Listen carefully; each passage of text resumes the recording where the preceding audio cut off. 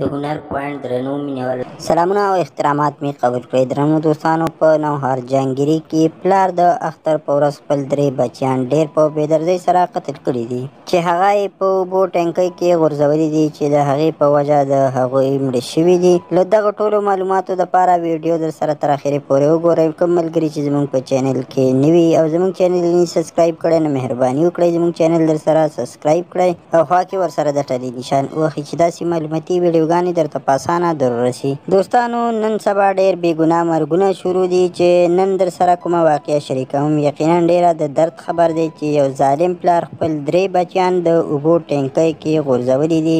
دوستانو، دغه واقعه په جهانګیري کې رامخې ته شوې ده. ویل کېږي چې دغه ماشومان په دغه ورځ میلې ته تلل، چې پلار یې په څه چل دغه 3 بچیان کمرې سر ته بوتلي دي، چې هلته یې بیا دغه 3 واړه بچیان د اوبو ټینکۍ ته غورځولي دي. دوستانو، دغه ماشومان 2 ورځې ورک هم و، چې پلار یې په تانه کې FIR هم کړی و، چې 2 ورځې بعد یې له دغه ماشومانو مړي د اوبو د ټینکۍ نه راویستل. دغه ټول حقیقت یې پلار هله بیان کړو، چې کله دغه سړی پولیسو ونیولو، ګرفتاره کړو او ریمانډ یې ورکړو، نو ټول حال یې بیان کړو چې دغه 3 واړه ما قتل کړي دي او د اوبو ټینکۍ ته مې غورځولي دي. دوستانو، داسې ظالمان پلاران چې په معاشره کې ژوندي وي، نو داسې ګلالي ماشومان به قتلیږي. دوستانو، حکومت له پکار دی چې دغه پلار له سخته سزا ورکړي. دغه اواز له سوشل میډیا ملګرو اوچت کړی چې د ماشومانو د کورنۍ سره دې انصاف وکړی شي او له حکومت له طرفه دې ورته انصاف میلاو شي